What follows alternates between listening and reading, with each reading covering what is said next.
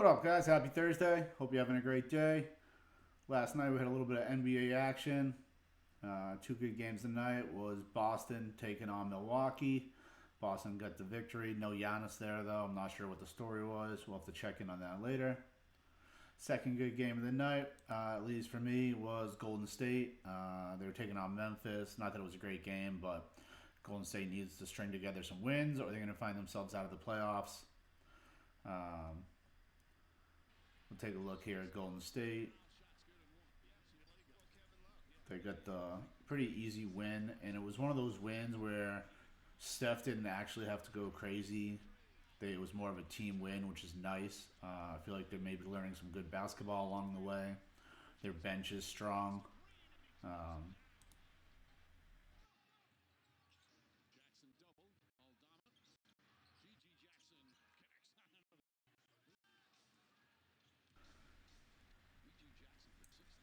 Golden State's bench, now that they have Chris Paul and Trace Jackson Davis, Klay Thompson coming off the bench, it's a much more powerful, impactful unit. Uh, I think Golden State, if they can get healthy and they can really learn how to play these rookies and get them into the lineup, and seems like Clay's really embraced his role as a second option or the third option or the first option coming off the bench, which he should at his age, coming off his injuries. There's no reason that Clay can't be a huge part. I think Ginobili came off the bench for years. They should be able to play a similar role. Great ball movement, spark, electricity, and the nights he's got it going, he can put up big numbers fast. It's Klay Thompson we're talking about. So, Golden State got the good win. They needed it to improve. They're still one game behind the Lakers, or half a game back now.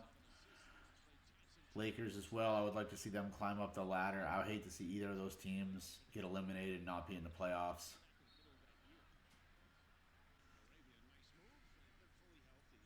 Really, no surprise. Memphis isn't very good this year. They should have traded away Ja a couple years ago. That's been my hot take. I would have traded him right after he broke out. I don't see players like him ever truly impacting the game on a winning level. Derrick Rose had 1 year, maybe 2 years, where he impacted winning. That was it. I don't think Ja's as good as Derrick Rose. And then his character is certainly not there. Uh, so I would have traded him away, and I would have started the rebuilding process. Maybe traded away Jaren Jackson Jr. He's awesome. Anyways, Golden State gets the win they needed. They climb up the standings. Only a half game back behind the Lakers now.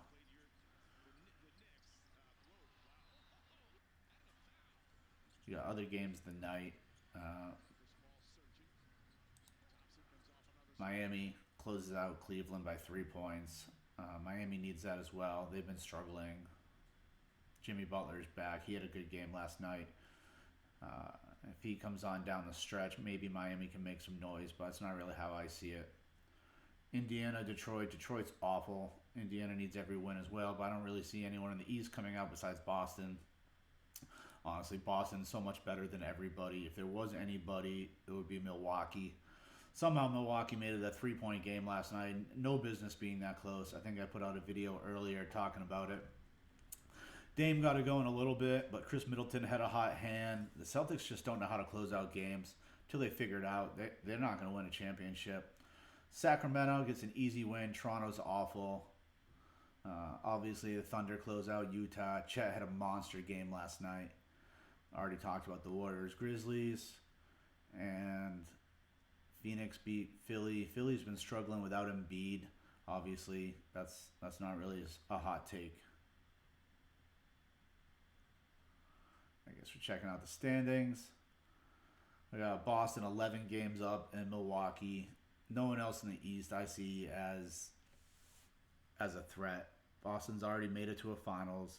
They've already won big game sevens. They've already battled. They're ready for the next step. If they don't take it this year, they're going to have to blow up that team. They're going to finish with around 65 wins. 15 out of 20 teams who have finished with at least 65 wins have won the NBA title. So Boston's on that level. They're going to have to make it happen. And we go down to the West. The West is completely different. The West is wide open. other than Denver. If Denver has an injury, or say one of their players gets cold, or the Joker. I don't really. I mean, Joker can't get cold. That's the thing. He gets all his easy buckets, easy bunnies around the hoop. He knows how to play defense. He knows how to plug up the lanes. He knows how to cut off the passing lanes. He really just dictates what the game does. So I don't see Denver losing. But if somehow they get knocked out, the West is pretty wide open. Besides that,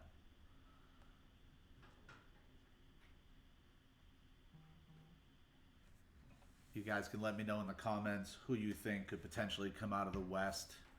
I think the East.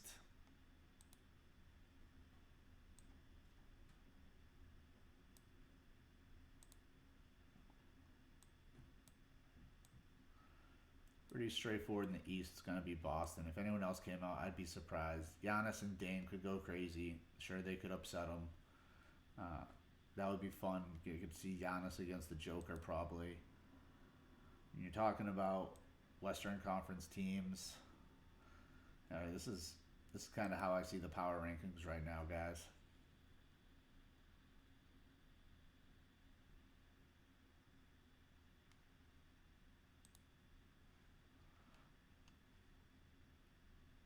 So I see Denver a clear top.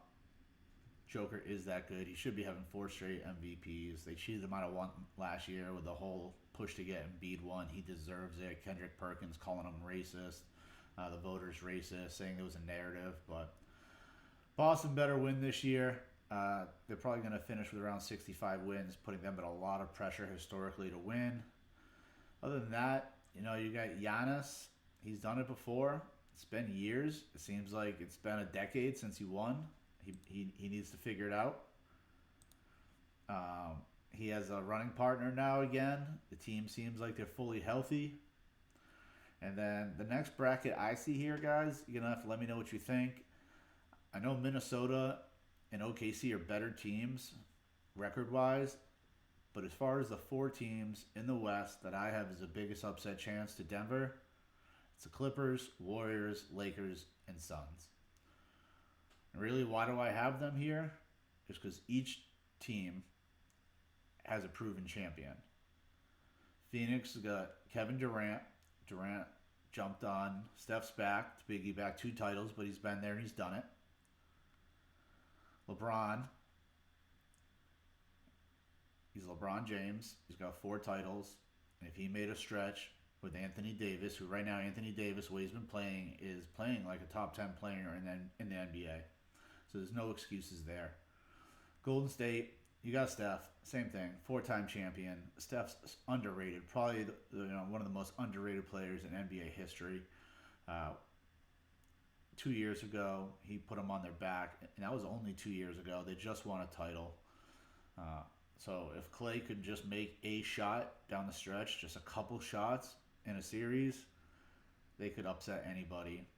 And then the Clippers, who have been struggling lately, probably through like their last 20, I haven't pulled it up, but probably like 500 team through their last 20 after that really hot stretch. They have Kawhi, and Kawhi is a champion, and when Kawhi's healthy, he is in a class of his own almost.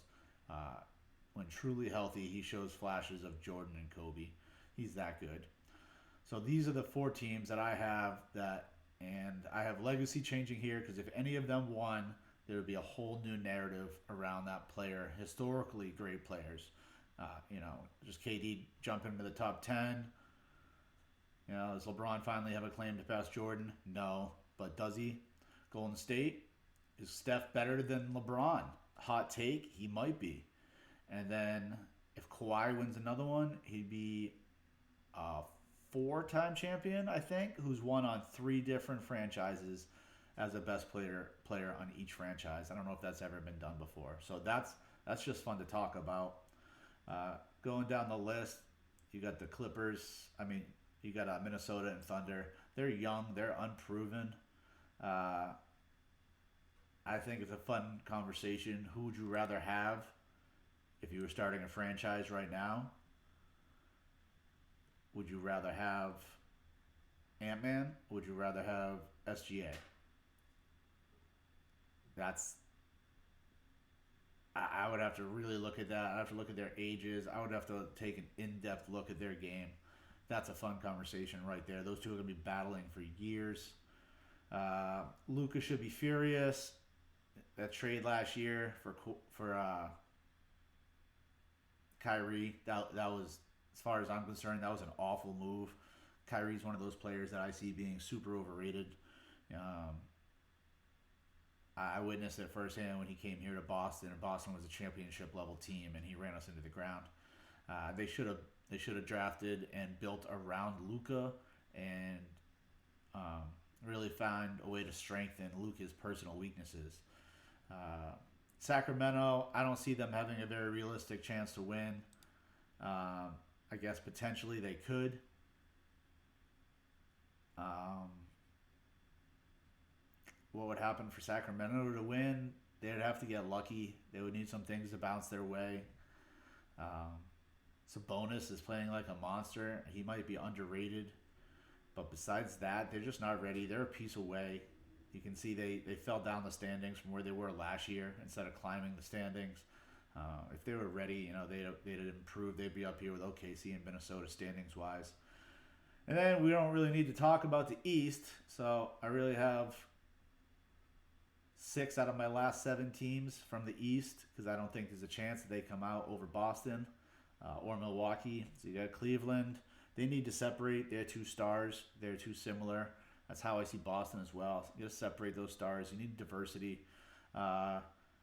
New York Knicks, awesome trade at the trade deadline, picking up Obi. But they're still not ready. They're inconsistent, and they're going to have to pick up one more player. Orlando, they're too young, but this team is up and coming. They have a ton of talent. I mean, this team is stacked as far as young players. That needs a whole video on its own. Indiana, they made, I guess, a great trade at the trade deadline, picking up Pascal Siakam, but I hope they didn't give up too much. We have to look at that trade in the future because they're not ready to win right now, and that's a trade. It's like a win now trade. It's something that like the Lakers, the Warriors should have done is go for Pascal. And then the bottom, Jimmy Butler had a historical run last year, and it also coincided with Giannis getting hurt. It's just not going to happen again. If we're talking about New Orleans, Zion would rather eat a burger than grab a rebound. Let's move on. And Philly, Embiid's hurt. By the time he comes back, you're going to hear all the cries that he doesn't have enough time to get back in the flow of the game, which is garbage. He's going to be not 100%, and even if he was, this guy can't play in the playoffs anyways. His game is basically it's built around the refs giving him easy calls and free throws. Until that stops and he learns how to play with some ferocity and just overpower the game and stop taking so many step back shots over defenders, trying to draw fouls, he's never going to win. It doesn't translate to the playoff. Let me know, guys, who do you see winning? What's your outlook look like?